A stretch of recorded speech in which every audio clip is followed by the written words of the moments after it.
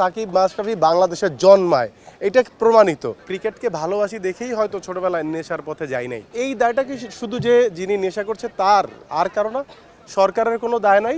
আমি যেই মাঠে ক্রিকেট খেলে বড় হয়েছি আমার এলাকায়, সেই মাঠে এখন 40টা বাড়ি। অনেক চেয়ারম্যানের কাজ হচ্ছে এলাকার নির্বাচিত প্রথম কাজ হচ্ছে খাস জমিটা সে দখল করে সেটা ভরাট করে জাল দলিল করে বিক্রি করবে অথবা তার একটা স্থাপনা করবে। জেলায় আমি ক্রিকেট খেলতে গেছি, যেটাকে বলে খ্যাপ খেলতে যাওয়া বা হায়ারে খেলতে যাওয়া। যদি আমরা টেপ টেনিসে খেলতাম, আমার এলাকার যারা যদি কেউ ইন্টারভিউ দেখে থাকে অনেকেই জানে সেটা। ক্রিকেট অনেক ভালোবাসি। ক্রিকেটকে ভালোবাসি দেখেই হয়তো ছোটবেলায় নেশার পথে যাই নাই। ক্রিকেটকে ভালোবাসি বলেই হয়তো আজ পর্যন্ত মানে বড় কোনো বাজে তকমা আমার গায়ে নাই। কারণ আমি তো খেলার মধ্যে ছিলাম, আইদার ক্রিকেট খেলেছি নাহলে ফুটবল খেলেছি, আমার এলাকার ছেলেরা তাই করেছে।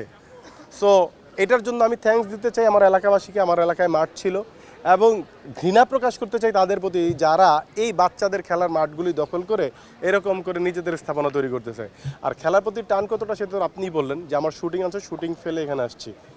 পরের নেক্সট ম্যাচেও আমার শুটিং আছে। অলরেডি ডিরেক্টরকে বলেছি যে ভাই তোমার যদি আমার সকাল 6টায় সেটে যাইতে হয় আমি রাজি, ভোর 4টায় যাইতে হলে আমি রাজি, বাট আমি মাঠে চলে আসবো এন টাইম, আমাকে ছাড়তে হবে, আমি কিন্তু ওই সময় শুটিং করবো না।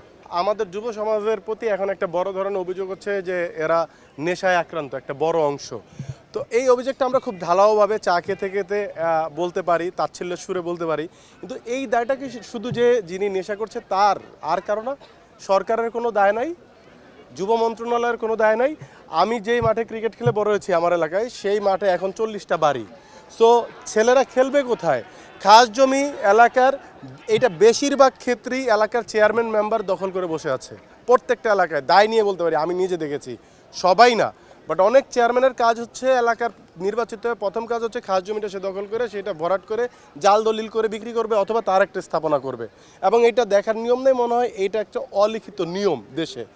তাহলে পরে আমার দেশের ছেলে ভাইয়ারা যখন যুবকরা বা তরুণরা বা কৈশোর থেকে যারা খেলার মাঠ পাচ্ছে না, ভিডিও গেমস খেলতেছে, ওই 10 জন মিলে বিড়ি খাচ্ছে, এইখানে মোবাইলে লুডো খেলতেছে, ক্রিকেটার বেরোবে কোত্থেকে? মাটি তো নাই। তো এই দায়িত্বটা আসলে আমাদের সরকারের নেওয়া উচিত, যুব মন্ত্রণালয়ের নেওয়া উচিত, বিশেষ করে আমাদের বিসিবির নেওয়া উচিত।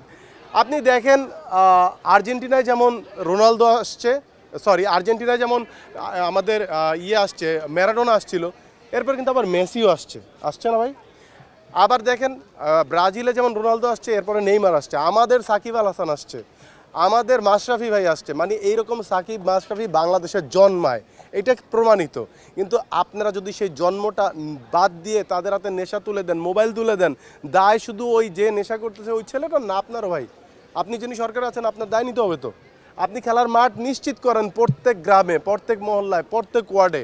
দেখেন দেশের অর্ধেক ছেলেমেয়েরা নেশা ছেড়ে দিবে, তারা খেলায়, তাদের নেশা হবে খেলা, তারা ব্যাট বলের নেশায় পড়ে যাবে, তারা তখন আর মাদকের নেশায় পড়বে না।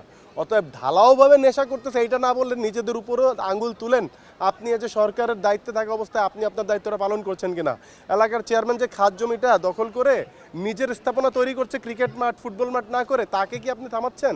ওগুলো থামান, তাহলে দেখবেন অটোমেটিক্যালি ক্রিকেট আর ফুটবল আর বিভিন্ন অ্যাথলেটিক বেড়ে যাবে ইনশাল্লাহ।